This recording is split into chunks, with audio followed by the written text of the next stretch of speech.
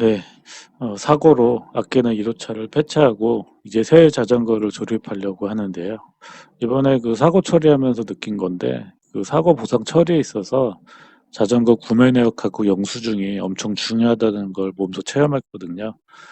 그래서 이번에 조립할 3 호차는 구매 내역을 아예 온라인 박제를 하기 위해서 구매 내역과 조립 영상을 한번 차근차근 올려보려고 합니다. 새로 조립하는 자전거가 3 호차가 된 이유는요. 1 호차는 사고로 영구 결번이고요. 영구 결번이 1개 더 있는데 0 호차였던 산타크루즈 하이볼 역시 15년도 사고로 저 세상으로 가셨습니다. 일단 제가 이번에 새로 조립할 자전거는 이제 출퇴근 용도는 빠졌기 때문에 주로 자전거 여행이 목적일 것 같아서 투어링 쪽 자전거를 알아봤었는데요. 근데 제가 한 몇 년 전부터 그 해외 포럼에서 자꾸 눈에 거슬리는 자전거가 있었거든요. 바로 그래블 바이크입니다. 이게 눈에 거슬렸던 이유는 번역기로 번역하면 자갈 자전거라고 나오거든요. 또 아직은 많이 타는 자전거가 아니라서 고유 명사가 안 되고 그냥 바로 번역을 해서 그런 것 같습니다. 그래블 바이크는 제가 처음 봤을 때는 그냥 MTB에 언더바 달린 거네라고 생각했는데 좀 알아보니까 그냥 로드 자전거에 광폭 타이어가 달린 게 더 맞는 표현이더라고요. 그리고 이게 보면은 제조사들의 어떤 시장 개척을 위해서 나온 기획 자전거 같은 느낌이 강하거든요. 북미에서 시작됐다고는 하는데 뭐 사이클 크로스라는 장르가 타이어 좀 두꺼운 거 달고서 그래블이라고 따로 나오는 게 이게 좋게 보이진 않았습니다. 하지만 제가 앞으로 조립할 자전거의 목적에 꽤 많이 부합하는 것 같은 느낌도 있거든요. 그리고 제가 언더바를 한 번도 사용해 보지 않아서 뭐 호기심도 있었고 그래서 3호차는 한번 속는 셈 치고 그래블 바이크로 조립하기로 했습니다. 이제 장르가 정해졌으니 프레임부터 알아봤는데요. 이제 50을 바라보는 나이라 저 한 번도 안 타본 티타늄에 눈이 꽂히더라고요. 그런데 예상했던 대물 보상금이 510만 원으로 쪼그라들어서 다시 알루미늄이나 카본으로 눈길을 돌렸습니다. 근데 정작 문제는 돈이 아니라 웬만한 메이커에 맞는 사이즈의 프레임 재고가 없다는 건데요. 여기서 그 요즘 전 세계 자전거 시장을 한번 얘기해 보면요. 그 작년 코로나 이후로 북미나 유럽에 락다운이 들어가면서 사람들이 대체 교통 수단으로 자전거를 많이 구입했다고 합니다. 이거는 저도 몸소 체험하고 있는 건데요. 한강에 자전거들이 정말 엄청 늘어났거든요. 한강으로 자전거 출퇴근을 그만둔 이유의 하나이기도 합니다.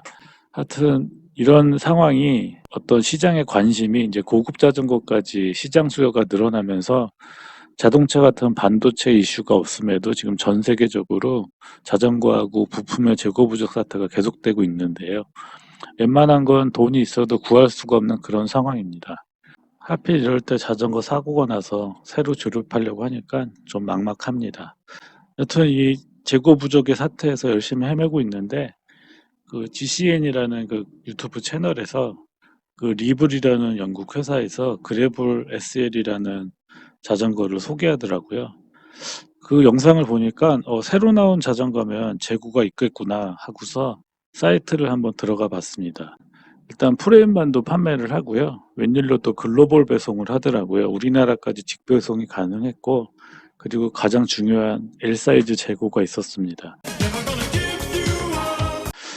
물론 선택했을 때는 발송 날짜가 9월 달로 되어 있었는데 그래도 일단 재고가 있다는 말에 별 생각 없이 바로 결제를 했습니다. 제가 결제한 프레임셋 가격은요. 1226파운드고요. 카드사에 찍힌 결제 금액은 202만 8,770원입니다. 프레임셋에는 또 그 카본 시포스트가 포함되어 있어서 별도의 시포스트는 구매 안 하셔도 됩니다. 결제는 8월 13일에 있고요. 예상과 다르게 바로 다음날 파슬포스로 발송이 됐습니다. 파슬포스는 그 영국의 국영 로얄메일의 소포 전문 자회사고요. 그래서 우리나라는 우체국이 배송을 합니다. 배송 기간은 9일 정도 걸렸는데 카톡으로 통관 절차 진행하라는 문자가 오면은 이제 한국에 도착한 거고요. 보통 DHL과 페덱스와 다르게 통관 절차를 본인이 직접 하셔야 하는데요. 부품 가격에 따라서 두 가지 방법으로 나뉘는데 미화 1,000달러 아래는 간이 신고로 대체하고요. 1,000달러가 넘으면 관세사를 통해서 일반 통관을 하셔야 합니다. 일반 통관은 개인이 할 방법은 없고요. 그 관세사를 통해서 진행해야 되는데 뭐 비용이 많이 나올 거라고 생각하시는데 그런 건 아니고요. 인터넷에서 검색하면 그 대행업체가 많이 나와요. 그럼 편하게 이메일로 접수해서 진행하면 되는데요. 보통 수수료는 3만 원이고 부가세 포함해서 33,000원. 하여튼 이렇게 관세사를 정했으면 이게 관세사가 필요한 정보를 달라고 하는데 거기에 맞게 정보를 주면은 통관 절차를 대행해서 진행합니다. 보통 자전거는 물품 가격 플러스 배송비에 8%의 관세가 붙고요. 그 8%의 관세가 포함된 가격에 10%가 또 부가세로 붙습니다. 그래서 대충 20% 정도의 간부가세가 붙는다고 생각하면 되는데요. 여기서 또 고려해야 할 게 FTA인데요.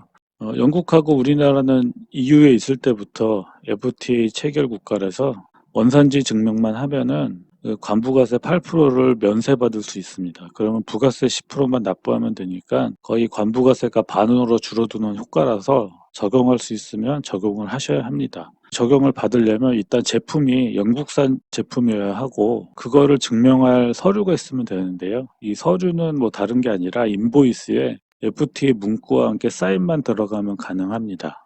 리블은 방금 얘기한 그 인보이스 문서를 박스에 붙여서 보내주거든요. 그런데 문제는 그 DHL이나 뭐 페덱스 같이 통관을 대행해 주는 곳이 아니라 이렇게 관세사를 따로 고용한 경우에는 관세사들이 인천세관 근처에 있지를 않아요. 그래서 박스를 확인을 못하기 때문에 쇼핑몰, 그러니까 리블이죠. 리블의 이메일로 자초 지정을 얘기하면은 똑같은 문서를 또 이메일로 발송해 줍니다. 그런 이메일을 받아서 관세사한테 전달을 하면은 관세사가 알아서 그 FTA를 적용하거든요. 저 같은 경우에는 FTA를 적용받아서 관세 없이 부가세만 20만 1,160원을 내고 통관을 진행했습니다. 이렇게 뭐 통관이 끝나면 또 바로 배송이 오는 게 아니라요. 우체국에다가 통관 수수료 4,000원을 내야지만 배송이 오는데요.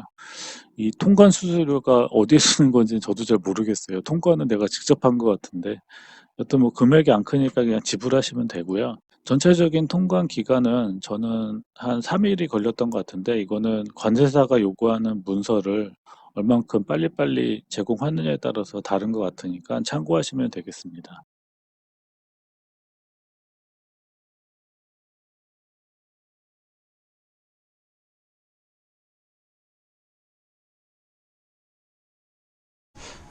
박스는 이렇게 왔고요. 위에 이제 뭐 통관 관련 서류들 쫙 붙어 있었고 포장은 꽤 잘 되어 있었습니다. 제가 참지를 못하고 그냥 먼저 언박싱을 해버렸는데요. 딱히 문제는 없더라고요. 특히 보실 때는 이런 그 베어링 컵이나 비비컵 주의를 한번 잘 보셔야 되는데요. 프레임은 괜찮고 이게 이제 포함된 전용 10포스트인데 이게 D자형 이래서 일반 10포스트는 호환이 안 될 것 같습니다. 나중에 혹시나 뭐 가변 10포스트 쓸 일이 있을지 모르겠는데 다른 10포스트는 아예 안 맞을 것 같아요. 카본 포크고요. 제가 이 3점 마운트 때문에 얘를 구매했거든요. 그리고 이 구멍 두 개는 하나는 일로 나오는 것 같고 또 하나는 이 인터널 라우팅을 위해서 이쪽으로 나오는 것 같습니다. 이 조립에 필요한 부품들이 다 있는지 확인을 하셔야 되는데요. 일단 헤드셋 부품들, 이게 크라운 레이서가 동봉돼 있어서 한번 껴봤거든요. 근데 안 맞더라고요 이게. 그래서 문의를 해봤는데 얘 자체가 크라운 레이서 역할을 한다고 하더라고요. 난 로드는 처음 조립해봐서 필요 없다고 하고, 헤드셋 부품도 이게 전부 다라고 합니다. 필요한 건 이게 뭐 인터널 라우팅 때문에 공간이 있는 것 같은데 이것도 약간 좀 불안하고요. 그리고 특히나 이 여기에 들어가는 것 같은데 이게 그래도 끝자리에 SL이라고 붙였는데 이걸 통 알루미늄으로 만들어 버렸네요. 65g이나 나가네요. 이거는 좀 이런데 좀 깎았으면 좋겠는데 좀 가공을 좀 한번 해봐야겠습니다. 그리고 또 이게 좀 문제가 있었는데 이게 그 C포스트 고정하는 부품 같아요. 처음에 안 들어 있었습니다. 리블에 문의를 하니까 미안하다고 해서 다시 보내주긴 했거든요. 근데 리블 AS는 되게 좋아요. 그냥 영국 시간 고려해서 퇴근 시간쯤에 이메일을 보내면 한 저녁 먹고 나서 바로 굿모닝 하면서 메일이 오거든요. 바로 당일날 발송을 해주고 5일 만에 받긴 했는데 서비스를 애시당초 안 하는 게 좋긴 하죠. 엑스림이 헤드 배지 같은 거 다 들어있고요. 프레임 프로텍터는 너무 허접해서 이거는 뭐 따로 좀 뭐 서드파티 업체 걸 사야 될 것 같습니다. 제가 이 색상은 좀 마음에 안 들었는데 또 막상 새 자전거라고 받고 보니까 뇌이징이 되네요. 조립은 그러니까 세미 인터널 라우팅으로 조립하려고 하거든요. 이쪽으로 브레이크 케이블 두 개를 빼가지고 이쪽에 구멍을 뚫어서 한번 만들어 보도록 하겠습니다. 얘는 좀 가공을 해야 될 것 같아요. 무게를 한번 재볼까? 포크는, 그 다음에 헤드셋은 191g. 얘도 안 했구나. 얘도 넣고, 얘도 들어가야 되고요. 이건 시포스트 클램프고 82g, 127g. 가볍지는 않네요. 뭐 무거운 만큼 튼튼하길 바라야겠죠. 부품이 오는 대로 차근차근 조립 영상을 한번 올려보도록 하겠습니다.